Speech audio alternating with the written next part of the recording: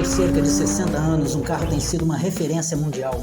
O padrão pelo qual todo carro esportivo é medido é a própria personificação da tradição, recusando-se a mudar o layout ou silhueta. E ainda não importa qual a idade, não importa quantos anos tem, é um dos melhores carros já feitos. Isso é algo que você precisa entender sobre o Porsche 911. Agora, vamos à história dessa verdadeira lenda sobre rodas. Ferdinand Porsche, que foi o grande responsável pela criação do Fusca, Beetle, transformou sua empresa de consultoria automotiva e corrida para a produção de automóveis.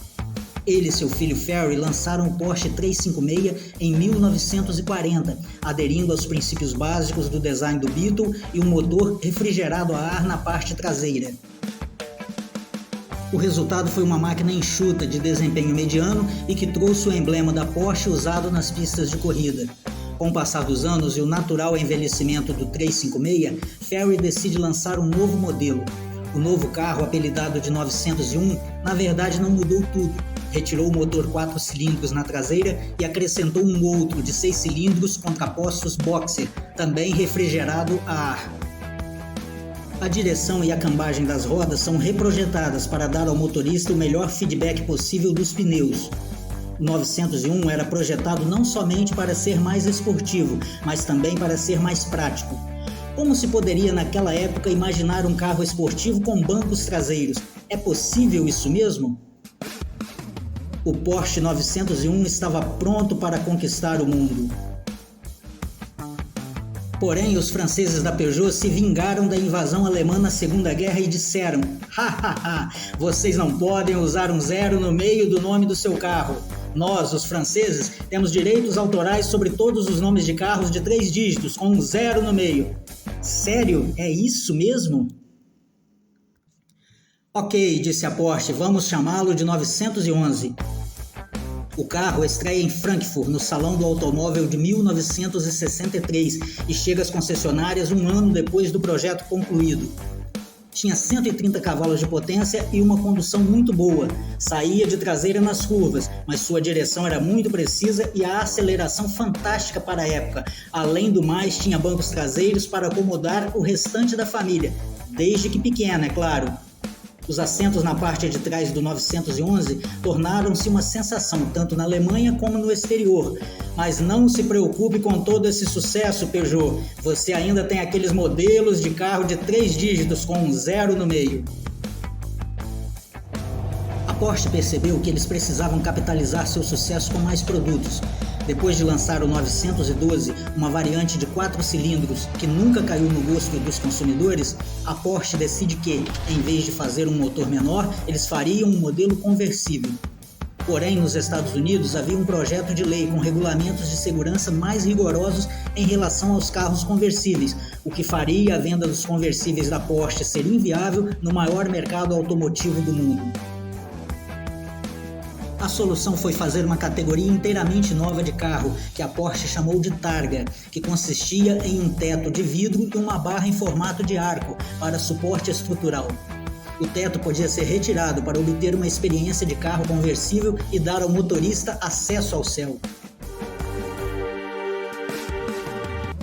Um pequeno detalhe: os Estados Unidos nunca aprovaram esses regulamentos, o que significava que esta nova categoria de carro não seria realmente necessária.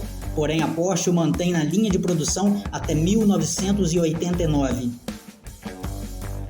Mas o que as pessoas realmente queriam era ir mais rápido, e em 1966 a Porsche responde ao público com o 911S, basicamente o mesmo excelente carro com 30 cavalos a mais.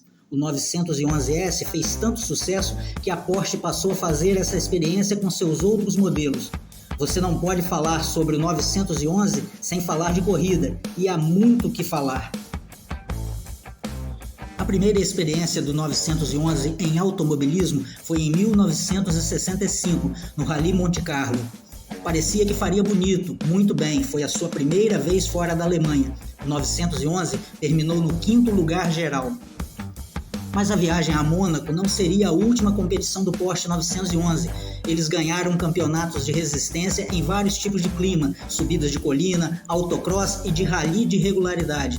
Estava tudo indo tão bem para a Porsche dos anos 1970 que ela sabia exatamente o que precisava fazer: mais um 911 com ainda mais velocidade para o aniversário de 10 anos do Porsche 911. Então a marca revela o 911 Carrera RS, a primeira vez que um 911 é chamado de Carrera. Pela primeira vez o termo RS ou Carrera é usado. É o primeiro 911 a vir com um spoiler. Ele tinha um motor 2.7 litros de 210 HP. Era o 911 mais rápido em 1975. A Porsche cria o 911 Turbo, chamado internamente de 930. Se você não conhece a Porsche, e isso pode ser confuso, todos os 911 têm um código interno, definindo a qual série de 911 eles pertencem. Então o primeiro 911 é um 911 e o 930 também é um 911. O 930 é um dos primeiros carros de estrada a usar a tecnologia turbo. De fato, com esse motor turbo alimentado sobre as rodas traseiras, o 911 era um verdadeiro foguete de 260 cavalos de potência, tornando-se o mais rápido carro em toda a indústria automobilística alemã nos anos 1970. Ele era chamado de o fazedor de viúvas. Dá para imaginar o porquê do apelido. Este carro possui um design atemporal. E para que você precisa de um V8, V10 ou V12 em um supercarro, se você pode fazer o mesmo com 6 cilindros em Porsche? Brincadeirinha, pessoal. Também sou apaixonado pelos demais supercarros e seus motores com muitos cilindros e potência. Em 1989, a Porsche finalmente decide que era o momento de dar ao 911 uma atualização completa, criando o chamado 964, que é vendido também com o nome Carrera. Este é, na minha opinião, um dos carros mais bonitos da história do automóvel. Tem uma versão de tração traseira, assim como todos os 911 antes dele, mas pela primeira vez também uma versão com tração nas 4 rodas. O motor é o mesmo, eles mantiveram 6 cilindros contrapostos boxer na parte de trás, porque afinal de contas este é um 911. Estamos falando de uma mistura de tradição e inovação que funcionou novamente, enquanto o 911 continuou no caminho certo nos anos 90 como um dos best-sellers e simplesmente um dos melhores carros esportivos do mundo.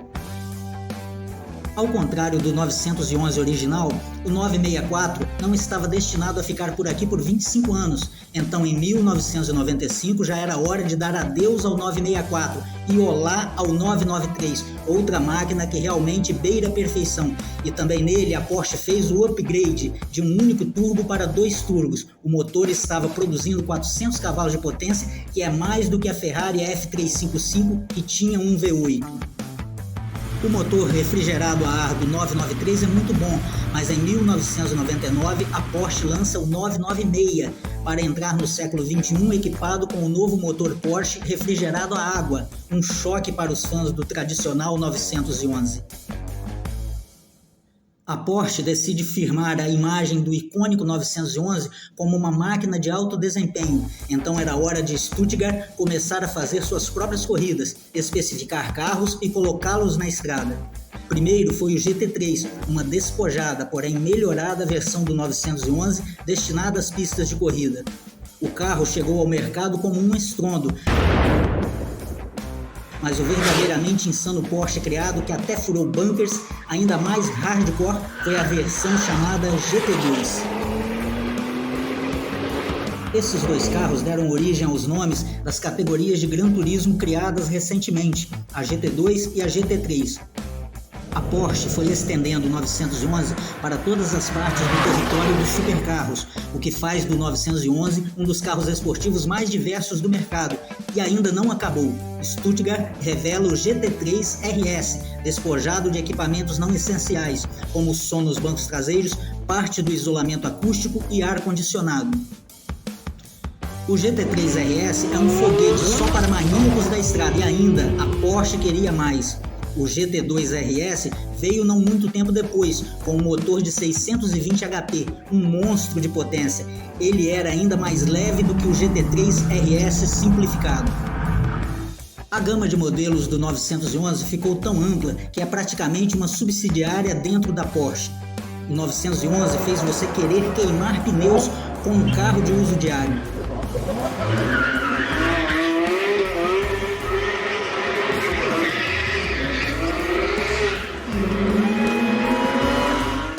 sucesso com o público se refletiu nas vendas. O que isso significa? 1 milhão de unidades do 911 vendidas. Stuttgart constrói seu milionésimo 911 em 2017 e o mantém no museu em sua sede.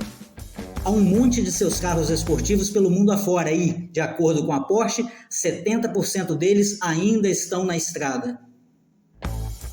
Um carro de família, um carro esportivo, um supercarro e uma absoluta lenda, tudo sob o nome Porsche 911. Com todo o respeito às demais marcas, mas na minha humilde opinião, o 911 é o carro esportivo mais icônico do mundo. E aí, qual o seu carro esportivo favorito? É Porsche ou Ferrari, Lamborghini, Jaguar, o Godzilla da Nissan, o GT40 da Ford ou outro? Se é Porsche, qual o modelo? Prefere turbo ou aspirado? Refrigerado a ar ou água? Comente, por favor. Se gostou do vídeo, peço que se inscreva no canal e ative o sininho das notificações. Até breve, estaremos juntos no próximo vídeo.